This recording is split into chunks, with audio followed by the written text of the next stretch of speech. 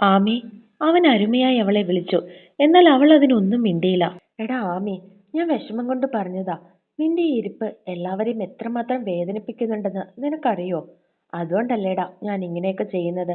നിന്റെ സങ്കടങ്ങൾ മാറട്ടെ എന്ന് കരുതിയല്ലേ പോകുമ്പോൾ നിന്നെയും കൂടെ കൊണ്ടുപോകാൻ ഞാൻ തീരുമാനിച്ചത്. നല്ല മോളല്ലേ, ഞാൻ പറയുന്നത് കേൾക്ക്. അവൻ അത്രയും പറഞ്ഞതും അവളുടെ ഏങ്ങലടികളാണ് ഉയർന്നു കേട്ടത്. ആമി, ആമി, എന്തിനാ കരയുന്നേ? അവളുടെ പൊട്ടിക്കരച്ചിൽ കേട്ടതും അവൻ ആവലാതിയോടുകൂടി അവളോട് ചോദിച്ചു. ഇച്ചായൻ, എന്ത് ഇച്ചായൻ? അവളിൽ നിന്നും ആ വാക്കുകൾ മാത്രം കേട്ടിരുന്നു. ആമി, എന്താടി? കരയില്ലേടി? ഒന്നുമില്ല ആമി, അവൻ വിളിച്ചു. എന്നാൽ മറുവശത്ത് അവളുടെ കരച്ചിൽ മാത്രമല്ലാതെ ഒന്നും കേട്ടിരുന്നില്ല. അവളുടെ റിയാക്ഷൻ ഒന്നും ഇല്ലാഞ്ഞതും അവൻ പെട്ടെന്ന് ഫോൺ കട്ട് ചെയ്തു. പിന്നെ ബൈക്ക് അവളുടെ വീടിന് നേരെ തിരിച്ചു. എങ്ങനെയാണ് അവൻ തിരികെ അവളുടെ വീട്ടിലേക്ക് എത്തിയതെന്ന് പോലും അവൻ അറിയില്ലായിരുന്നു. മുൻപിലുണ്ടായിരുന്ന വാഹനങ്ങൾ പോലും അവൻ കണ്ടിരുന്നില്ല എന്നതാണ് സത്യം. അത്രയും സ്പീഡിലാണ് അവൻ അവളുടെ വീട്ടിലേക്ക് വന്നത്. അവന്റെ കണ്ണുകളിൽ വിഷമിച്ചിരിക്കുന്ന തന്റെ ആമിയും അവളുടെ കരച്ചിലും മാത്രമായിരുന്നു. അവളുടെ വീട്ടിലേക്ക് വണ്ടി കൊണ്ടുവന്ന് നിർത്തിയിട്ട് അവൻ കതക് തുറന്ന് അവളുടെ മുറിയിലേക്ക് ചെന്നതും അവളുടെ മമ്മിയുടെ മാറോട് ചേർന്ന് വിങ്ങുന്ന ആമിയാണ് അവൻ കണ്ടത്. അമ്മേ, അവൻ വിളിച്ചതും തന്റെ മകളെ ചേർത്ത് പിടിച്ചിരുന്ന ആ അമ്മ നിറകണ്ണുകളോടെ അവന്റെ മുഖത്തേക്ക് നോക്കി. അവർക്കും എന്തു പറയണമെന്ന് അറിയാൻ കഴിയാത്ത ഒരവസ്ഥയായിരുന്നു. ആമി, അവൻ വിളിച്ചുകൊണ്ട് അവളുടെ അടുത്തേക്ക് ചെന്നിരുന്നു. അവൾ നിറഞ്ഞ മിഴികളോടെ അവന്റെ മുഖത്തേക്ക് നോക്കി. എന്താടാ? അവൻ അവളുടെ കവളിൽ കൈവച്ചുകൊണ്ട് ചോദിച്ചു. അതിനവൾ ഉത്തരവൊന്നും പറയാതെ വിങ്ങി. എന്താണെന്ന് അറിയില്ല മോനെ, മോളുടെ കരച്ചിൽ കേട്ട് വന്നതാ ഞാൻ. എന്നെ കണ്ടതും കെട്ടിപ്പിടിച്ച് കരഞ്ഞു. അവർ അവളെ തലോടിക്കൊണ്ട് അവനോട് പറഞ്ഞു. അതിനവൻ ഒന്നും മിണ്ടിയില്ല. എനിക്കൊന്ന് എനിക്കൊന്ന് കിടക്കണം മമ്മി, അവൾ ദയനീയമായി അവരെ നോക്കി പറഞ്ഞതും അവർ രണ്ടുപേരും അവിടെ നിന്നും എഴുന്നേറ്റു. അവൾ കട്ടിലിൽ ചുരുണ്ടുകൂടി കിടന്നതും അവർ വാതിൽ തുറന്ന് പുറത്തേക്ക് ഇറങ്ങി. പിന്നെ വാതിൽ ചാരി താഴേക്ക് നടന്നു. മോനെ, മോനെന്താ തിരിച്ചു വന്നത്? പുറത്തേക്ക് ഇറങ്ങിയതും അവളുടെ മമ്മി സംശയത്തോടെ അവനോട് ചോദിച്ചു. ഞാൻ ഇവിടുന്ന് പോയതിനു ശേഷം അവൾ എന്നെ വിളിച്ചിരുന്നു. അതും പറഞ്ഞ് അവൻ അവൾ വിളിച്ചതും പറഞ്ഞതുമായിട്ടുള്ള കാര്യങ്ങളെല്ലാം അവരോട് പറഞ്ഞു. പിന്നെ എപ്പോഴാ മോളിങ്ങനെ? അവർ സംശയത്തോട് ചോദിച്ചു. അറിയില്ലമ്മേ, എന്നോട് സംസാരിച്ചുകൊണ്ടിരിക്കുകയായിരുന്നു. പെട്ടെന്ന് ഇജാൻ എന്ന് പറഞ്ഞവൾ കരഞ്ഞത്. അവൻ പറഞ്ഞതും അവരൊന്ന് മൂളി. അവർ എന്തിനാ കരഞ്ഞതെന്ന് അവർക്ക് രണ്ടുപേർക്കും മനസ്സിലായില്ല. കട്ടിലേക്ക് കിടന്ന അവൾ കണ്ണുകളെ പതിയടച്ചു. ഒത്തവണ്ണവും നീളവുമുള്ളൊരു ചെറുപ്പക്കാരൻ. 28 വയസ്സ് മാത്രം പ്രായം തോന്നിക്കും. ബ്രൗൺ കളർ കണ്ണുകളാണ് അവന്. കട്ടിക്ക് വെച്ചിരിക്കുന്ന മീശയും താടിയും ഇളം നിറമാണ്. ഒരു ബ്ലാക്ക് പാന്റും വൈറ്റ് ഷർട്ടും വൈറ്റ് കളർ ഷൂസുമാണ് വേഷം. നെറ്റിയിലേക്ക് വീണ് കിടക്കുന്ന മുടി അവൻ കൈകൾ കൊണ്ട് മാടി ഒതുക്കി. പിന്നെ തന്റെ മുൻപിൽ നിൽക്കുന്നവളെ നോക്കി മനോഹരമായി ഒന്ന് പുഞ്ചിരിച്ചു. ആമിമോളെ, അവൻ പ്രണയത്തോടെ വാത്സല്യത്തോടെ അവളെ വിളിച്ചു. ഇച്ചായ, ഞാനൊരു കാര്യം ചോദിച്ചാൽ സത്യം പറയോ? അവൾ കൊച്ചുകുട്ടികൾ ചോദിക്കുന്നത് പോലെ അവന്റെ ഷർട്ടിന്റെ ബട്ടൺസിൽ വിരലിട്ട് കറക്കിക്കൊണ്ട് അവനോട് ചോദിച്ചു. ഓ പറയാം, എന്താ കാര്യം? അവൻ അവളോട് ചോദിച്ചതും അവൾ ചിരിച്ചു. ഇച്ചായന് എന്നോട് എത്രമാത്രം ഇഷ്ടമുണ്ട്? അവൾ അവന്റെ കണ്ണുകളിലേക്ക് നോക്കിക്കൊണ്ട് സംശയത്തോടെ ചോദിച്ചു. സത്യം പറയട്ടെ? അവൻ അവളുടെ മൂക്കിൻ തുമ്പിൽ പിടിച്ചുകൊണ്ട് ചോദിച്ചു. പിന്നെ സത്യം പറയാതെ കള്ളാണോ പറയുന്നത്? പറച്ചക്ക, എന്നോട് എത്രമാത്രം ഇഷ്ടമുണ്ട്? ഈ മനസ്സിൽ എന്നോട് എത്രമാത്രം സ്നേഹമുണ്ട്? അവൾ അവളുടെ നെഞ്ചിൽ കൈവച്ചുകൊണ്ട് ചോദിച്ചു. എനിക്ക് എനിക്ക് എന്നേക്കാളും ഇഷ്ടം എൻ്റെ മോളെയാണ്. അവൻ ചിരിച്ചുകൊണ്ട് അവളോട് പറഞ്ഞതും അവൾ അവന്റെ മുഖത്തേക്ക് നോക്കി. അത്ര ഇഷ്ടമേ ഉള്ളോ? അവൾ വിഷമത്തോടെ അവനോട് ചോദിച്ചതും അവൻ നെറ്റി ചുളിച്ചു. എടി, നമുക്ക് നമ്മളോടല്ലേ ഏറ്റവും കൂടുതൽ ഇഷ്ടം? അവൻ സംശയത്തോട് ചോദിച്ചു. അല്ലല്ലോ, എനിക്ക് എന്നോടല്ലല്ലോ ഇഷ്ടം, എനിക്ക് ഇച്ചായനെയല്ലേ ഇഷ്ടം, അവൾ പരിഭവത്തോടെ അവനോട് പറഞ്ഞു. എന്നിട്ട് പിന്നെ നീ എന്തിനാ രാവിലെ ഒരുങ്ങിയിട്ട് കണ്ണാടി നോക്കുന്നത്? നീ കണ്ണാടി നോക്കുന്നത് നിനക്ക് നിന്നെ തന്നെ ഇഷ്ടമുള്ളത് കൊണ്ടല്ലേ? നീ നല്ലതായിരിക്കണമെന്ന് ആഗ്രഹിക്കുന്നത് കൊണ്ടല്ലേ?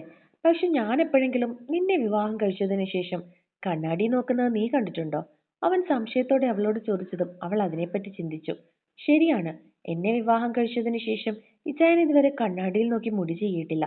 അവൾ അതോർത്ത് നിൽക്കുന്നത് കണ്ടതും അവൻ ചിരിച്ചു. എനിക്ക് മുടി ചെയ്യിത്തരുന്നത് നീയല്ലേ? അവൻ അവളോട് ചോദിച്ചു. അത് ഇച്ചായനല്ലേ എന്നെ കൊണ്ട് ചെയ്യിപ്പിക്കുന്നത്? അവൾ സംശയത്തോട് ചോദിച്ചു. അതേലോ, ഞാനാ ചെയ്യിപ്പിക്കുന്നത്. ഞാനൊരു ഡ്രസ്സ് ഇട്ടതിന് ശേഷം കൊള്ളാവോ എന്ന് ചോദിക്കുന്നത് ആരെ നോക്കിയിട്ടാ? അവൻ വീണ്ടും ചോദിച്ചു. അത് എന്നെ നോക്കിയിട്ട്, അവൾ ചിരിച്ചുകൊണ്ട് മറുപടി പറഞ്ഞു. ആണല്ലോ, അത് കഴിഞ്ഞിട്ടല്ലേ ഞാൻ കണ്ണാടിയിൽ ചെന്ന് നോക്കുന്നത്? അവൻ ചോദിക്കുന്നത് കേട്ടതും അവൾ തലയാട്ടി.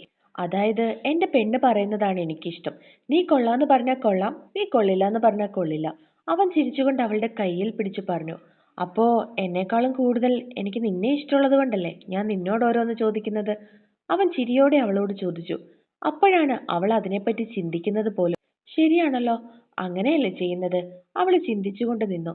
ഇപ്പൊ മനസ്സിലായോടി കുറുമ്പിപ്പാറു, എനിക്ക് നിന്നെയാ കൂടുതൽ ഇഷ്ടം. ഒരാൾക്ക് ഏറ്റവും കൂടുതൽ ഇഷ്ടം അവരവരെ തന്നെയായിരിക്കും. പക്ഷെ എനിക്ക് ഏറ്റവും കൂടുതൽ ഇഷ്ടം എന്റെ മോളെയാ. അത് കഴിഞ്ഞിട്ടേ ഉള്ളൂ എനിക്കെന്റെ ജീവൻ പോലും. അതുപോരെ? അവൻ ചോദിച്ചതും അവൾ മതിയെന്നുള്ള അർത്ഥത്തിൽ അവനെ നോക്കി തലയാട്ടി. എങ്കിൽ ഇച്ചായനൊരു ഉമ്മ തന്നെ. അതും പറഞ്ഞ് അവൻ അവളുടെ അടുത്തേക്ക് അവന്റെ മുഖം അടുപ്പിച്ചതും അവൾ പെട്ടെന്ന് അവന്റെ വാ പൊത്തിപ്പിടിച്ചുകൊണ്ട് അവനെ പുറകിലേക്ക് തള്ളിയിട്ടു. ആ റൂമിൽ നിന്നും അവൾ ഓടി. മോളെ, അവൻ പുറകിൽ നിന്നും വിളിച്ചു. എന്നാൽ അവൾ ചിരിച്ചുകൊണ്ട് ആ മുറിയിൽ നിന്നും ഓടിപ്പോയിരുന്നു. ഇച്ചായ, അവൾ പെട്ടെന്ന് കട്ടിലിൽ നിന്നും ചാടി എഴുന്നേറ്റു. പിന്നെ ആരെയോ തിരക്കുന്നത് പോലെ ചുറ്റിനും നോക്കി. എന്നാൽ താൻ പ്രതീക്ഷിച്ച ആളിന്റെ സാമീപ്യം അറിയാഞ്ഞതും അവൾ വിങ്ങിപ്പൊട്ടി. അവളുടെ മുറിയിൽ വെച്ചിരുന്ന അവന്റെ ഫോട്ടോയിലേക്ക് അവളുടെ കണ്ണുകൾ നീണ്ടു. എന്തിനാ ഇച്ചായ എന്നെ ഒറ്റയ്ക്കാക്കിയിട്ട് പോയത്? ഞാനിവിടെ ഒറ്റയ്ക്ക് എന്തുമാത്രം സങ്കടപ്പെടുന്നുണ്ടെന്ന് അറിയോ? അവൾ സ്വയം പറഞ്ഞതും അവളുടെ കണ്ണുകളിൽ നിന്നും കണ്ണുനീർ താഴേക്ക് ഒലിച്ചു. അവൾ വരാതെ എങ്ങനെയാ മോനെ അവളെ കൊണ്ടുപോകുന്നത്? എനിക്കും എന്റെ കുഞ്ഞിനെ അത്രയും ദൂരത്ത് വിടണമെന്നൊന്നുമില്ല. പക്ഷേ അവൾ ഇങ്ങനെ ഇരിക്കുന്നത് കാണുമ്പോൾ സഹിക്കാൻ പറ്റുന്നില്ല. മോൻ പറഞ്ഞതുപോലെ അവളിൽ എന്തെങ്കിലും ഒരു മാറ്റം ഉണ്ടാകട്ടെ എന്ന് കരുതിയിട്ടാണ് ഞാനും. അവർ വിഷമത്തോടെ അവന്റെ മുഖത്തേക്ക് നോക്കി പറഞ്ഞു. അമ്മ ഒന്നുകൂടി അവളോട് സംസാരിക്കണം. അവളെ പറഞ്ഞ് മനസ്സിലാക്കാൻ ശ്രമിക്കണം. അവൾക്ക് 26 വയസ്സല്ലേ ഉള്ളൂ അമ്മ. ജീവിതം ഇനി എത്രയോ മുൻപോട്ട് കിടപ്പുണ്ട്. ഇങ്ങനെ വിഷമിച്ചിരുന്ന അതിനേ സമയം കാണുള്ളൂ. പോയവരൊക്കെ പോയി. പോയ ജീവനെ തിരിച്ചു കൊണ്ടുവരാൻ നമുക്കാർക്കും കഴിയില്ലല്ലോ അമ്മേ. അത് അമ്മ അവളെ പറഞ്ഞ് മനസ്സിലാക്കണം. ഇല്ലെങ്കിൽ ചിലപ്പോ അവളെ നമുക്ക് നഷ്ടപ്പെടും. അവൻ പറഞ്ഞതും അവരൊന്ന് മൂളി. ഞാൻ അവളെ കൊണ്ടുപോകാനുള്ള എല്ലാ ഏർപ്പാടുകളും ചെയ്യാം അമ്മേ. അമ്മ കുറെ സംസാരിച്ചു കഴിയുമ്പോൾ ചിലപ്പോൾ അവള് ശരിയാകും. എന്തെങ്കിലും ഉണ്ടെങ്കിൽ എന്നെ വിളിച്ചാൽ മതി. അവൻ അവരോട് പറഞ്ഞതും അവർ തലയാടി. അവൻ വീണ്ടും അവളുടെ മുറിയിലേക്ക് ചെന്നു. അവൾ നിറകണ്ണുകളോടെ എന്തോ ആലോചനയോടുകൂടി ഇരിക്കുകയായിരുന്നു. ആമി, അവൻ വിളിച്ചതും അവൾ എന്താണെന്നുള്ള അർത്ഥത്തിൽ അവന്റെ മുഖത്തേക്ക് നോക്കി. അവൾ നന്നായിട്ട് കരഞ്ഞിട്ടുണ്ടെന്ന് അവളുടെ കണ്ണുകളിൽ നിന്നും അവന് മനസ്സിലായി. ആമി, മതി കരഞ്ഞത്. കരയാനുള്ളതെല്ലാം നീ ഈ ദിവസങ്ങളിൽ കരഞ്ഞു തീർത്തിട്ടുണ്ട്. അതുകൊണ്ട് അത് അവസാനിപ്പിച്ചേക്ക്. എന്തായാലും ജീവിതകാലം മുഴുവനും നീ ഇങ്ങനെ ഇരിക്കാൻ ഞങ്ങൾ ആരും സമ്മതിക്കില്ല. നിന്റെ ഈ അവസ്ഥ അത് ഞങ്ങളെയൊക്കെ എത്രമാത്രം വേദനിപ്പിക്കുന്നുണ്ടെന്ന് നിനക്കറിയോ? അതുകൊണ്ട് മതി ഇതൊക്കെ. അവൻ വാശിയോട് അവളുടെ മുഖത്തേക്ക് നോക്കി പറഞ്ഞു. അതിനവൾ മറുപടി ഒന്നും പറഞ്ഞില്ല. അല്ലെങ്കിലും മറ്റൊരാളുടെ വിഷമം അയാൾക്ക് മാത്രമല്ലേ മനസ്സിലാവുകയുള്ളൂ. അത് വേറൊരാളെ പറഞ്ഞു മനസ്സിലാക്കാൻ കഴിയില്ലെന്ന് അവൾക്ക് അറിയാമായിരുന്നു. ഒരുങ്ങി ഇറങ്ങി വാ, നമുക്ക് പുറത്തേക്കൊന്ന് പോയിട്ട് വരാം. അവൻ പറഞ്ഞതും അവൾ നിസ്സഹായതയോടെ അവന്റെ മുഖത്തേക്ക് നോക്കി. നിനക്ക് ഞാൻ പറഞ്ഞത് മനസ്സിലായില്ല എന്നുണ്ടോ? 10 മിനിറ്റ് ഞാൻ സമയം തരും. അതിനുള്ളിൽ ഒരുങ്ങി താഴേക്ക് വരണം. ഇത്തവണ അവന്റെ ശബ്ദത്തിൽ കഠിനതയായിരുന്നു. അതല്ല, ഇവിടെ ഭ്രാന്തിയെ പോലെ ഇങ്ങനെ ഇരിക്കാനാണ് നിന്റെ തീരുമാനമെങ്കിൽ ഇനി മേലാൽ എന്നെ ഇവിടേക്ക് നീ പ്രതീക്ഷിക്കരുത്. ഞാനും പോയെന്ന് നീ കരുതിയാ മതി. അവൻ ദേഷ്യത്തോടെ അവളോട് പറഞ്ഞു. ഫെലിക്സ്. അത് കേട്ടതും അവൾ ദേഷ്യത്താൽ അവനെ വിളിച്ചു. അതെ, ഫെലിക്സ് തന്നെയാ പറയുന്നത്. എല്ലാത്തിനും ഒരു പരിധി ഉണ്ടാവേ. അതിനപ്പുറം സഹിക്കാൻ ആർക്കും കഴിഞ്ഞെന്ന് വരില്ല. നിന്റെ വിഷമം എനിക്കറിയാം. നിന്റെ സങ്കടം എനിക്ക് മനസ്സിലാകും. എന്ന് കരുതി മരിച്ചുപോയവർക്ക് വേണ്ടി ഇങ്ങനെ ഇരിക്കാൻ ഞാൻ സമ്മതിക്കില്ല. അതുകൊണ്ട് മര്യാദയ്ക്ക് കുളിച്ചൊരുങ്ങി താഴേക്ക് വരാൻ നോക്ക്. ഞാൻ താഴെ കാണും. അവൻ ദേഷ്യത്തോടെ തന്നെ പറഞ്ഞു.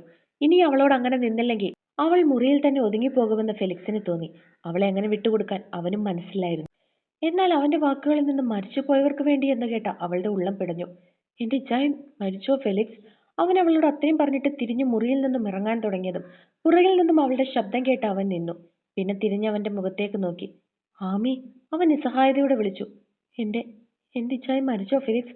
അവൾ നിറഞ്ഞ കണ്ണുകളോടെ അവനോട് ചോദിച്ചു. അതിനവൻ ഒന്നും മിണ്ടിയില്ല. എന്റെ ഇച്ചായൻ മരിച്ചു പോയെന്ന് പറയല്ലേ ഫെലിക്സ്. എനിക്കതങ്ങനെ കേൾക്കാൻ പറ്റില്ല. എന്റെ ഇച്ചായൻ ഇന്നും ജീവനോടെയുണ്ട്, എന്റെ കൂടെ തൊട്ടടുത്ത്. പക്ഷെ എനിക്ക് കാണാൻ കഴിയില്ല. എന്റെ ഇച്ചായൻ എന്നെ കാണാൻ പറ്റും. അങ്ങനെയല്ലേടാ? സമനില തെറ്റിയവളെ പോലെയുള്ള അവളുടെ സംസാരം അവന് കേൾക്കാവുന്നതിലും താങ്ങാവുന്നതിലും അപ്പുറമായിരുന്നു. ആമി, നിർത്ത്. അവൻ ദേഷ്യത്തോടെ പറഞ്ഞതും അവൾ ഞെട്ടി അവന്റെ മുഖത്തേക്ക് നോക്കി. നിനക്കെന്താ ഭ്രാന്താണോ ആമി? അവൻ ദേഷ്യത്തോടെ അവളുടെ 2 ഷോൾഡറിലും പിടിച്ചുകൊണ്ട് ചോദിച്ചതും അവൾ പൊട്ടിക്കരച്ചിലോടെ അവനെ ഇറുക്കി പിടിച്ചു. എടാ, എനിക്കങ്ങനെ വിശ്വസിക്കാൻ പറ്റുന്നില്ല. എന്റെ ചായൻ എന്നെ വിട്ടു പോയെന്ന് എനിക്ക്.